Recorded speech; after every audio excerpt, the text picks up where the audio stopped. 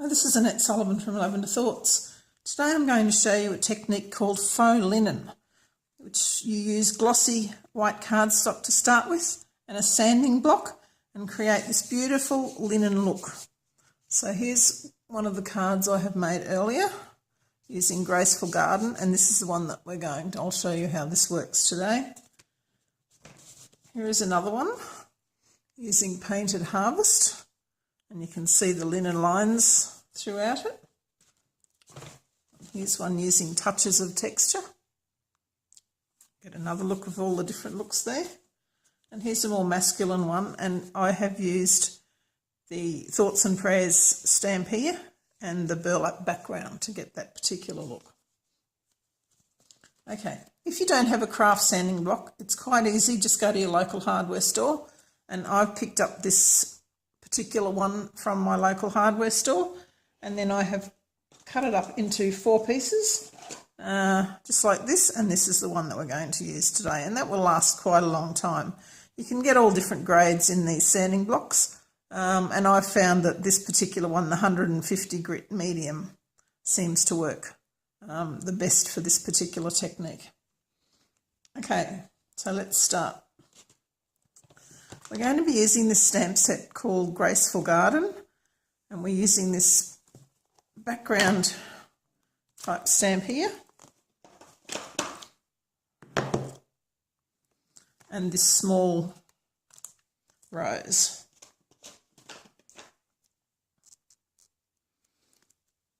Okay, now the glossy cardstock takes a little bit to dry, so the first thing I did was I stamped this background stamp using Tranquil Tide ink and just put it all over the piece of glossy cardstock, and I have let it dry. So now it's ready to sand. You can see I've actually overlapped and blurred a few pieces. Don't worry too much about that, because as you sand it, that's totally going to disappear. Okay. So the trick to getting the linen look is just to keep your sanding block in 2 directions only. So first of all, we're just going to go straight down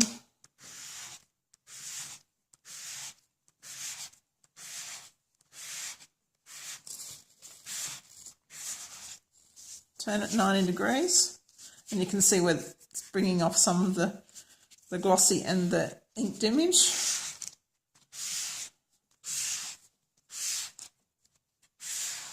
Okay, so if your sanding block feels like it's getting a bit clogged up, you just tap it off and you can see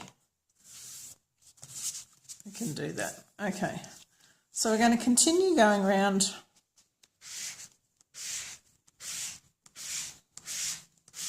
for 90 degrees, and the trick is you're only sanding in the one direction, so don't go backwards and forwards. You'll lose that particular linen look that you're trying to get.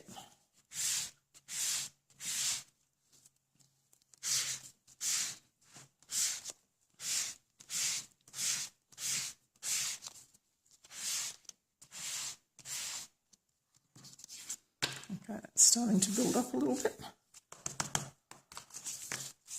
Just wipe it over with dry cloth.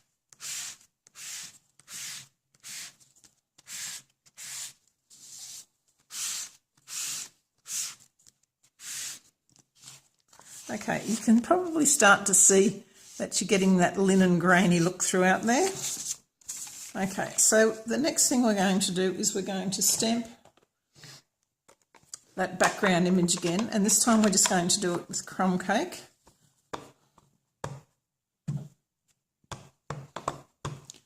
And it's going to be quite light, and it's not going to take a lot of time to dry because we have got most of the glossy off our cardstock. The quick trick to find out whether or not it's dry is pick up your piece, turn it over on a white piece, and just carefully go like that. Lift it up without smudging, and if you've got any marks there, you'll know it's still a bit wet.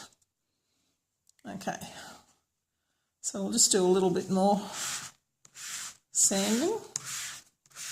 So each time we add an image, we're going to do a little bit more sanding, and that just builds up the texture.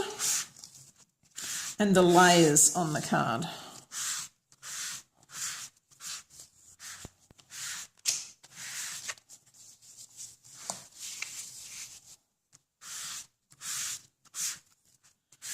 Okay, so the first layer is the one you're going to do the most sanding of, because that's the one that is taking most of the gloss off. Okay, so now we're going to come in with our early espresso and our little rose stamp, and we're just going to randomly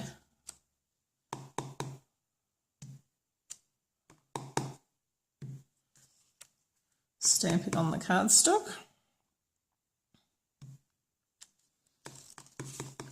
And this one might actually take a little bit longer to dry because this particular ink pad is quite juicy. Okay, I'll throw a few leaves in there.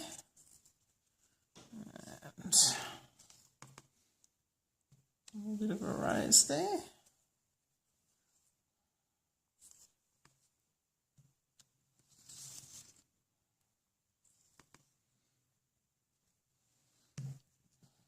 Okay, let's clean off our stamp. Okay, so you can see that appears to be dry, but we'll just pop it on this end here.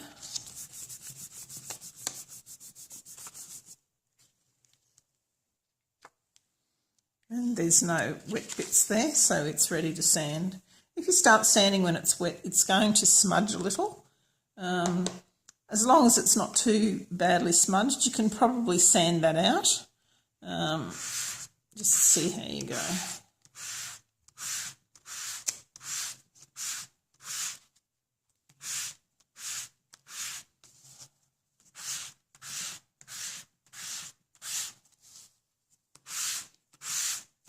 So you can see, although I started off with a fairly dark image of the rose stamp, it's getting lighter with the sanding.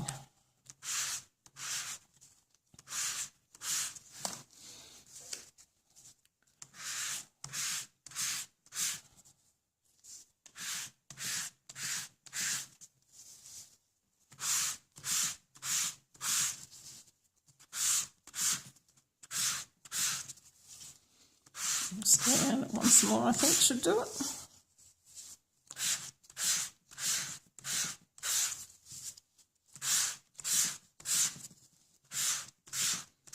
Just give it a bit of a wipe over with our cloth to get any of the loose papers off there. Okay, so the next thing we're going to do is we're going to take our sponge daubers with Berry Burst and just pop a little bit of ink into our rose.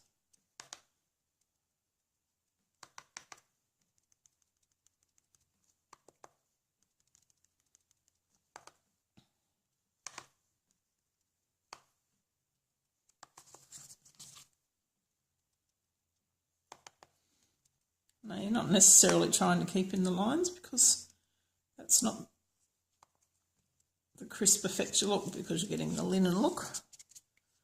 Okay, so now we're just going to do the leaves with Tranquil Tide. Again, just a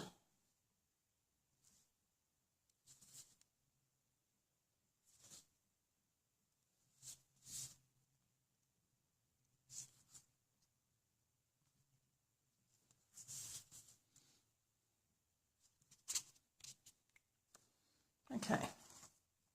Oops, I missed one of the leaves. There was one more there. Okay, now we're still trying to build up our layers and texture. So we're actually going to sand this again.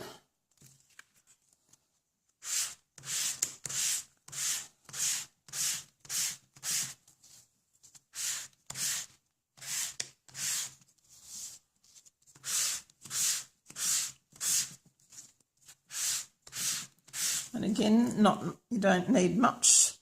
I don't know whether you can see there. I'll try and zoom in a little See, you can see the lines there. Okay, now just a little bit more to finish it off. I'm going to get some crumb cake and a sponge this time.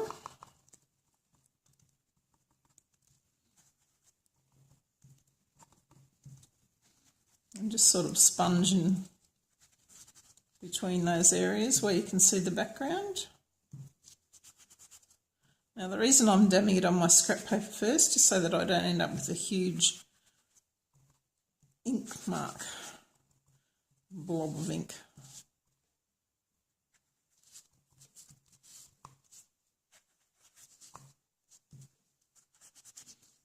Okay.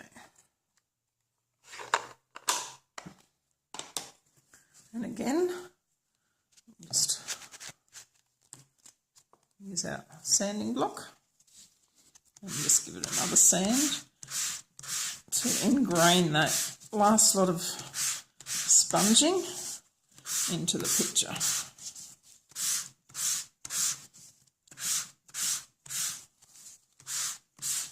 Okay, I think that just about does it.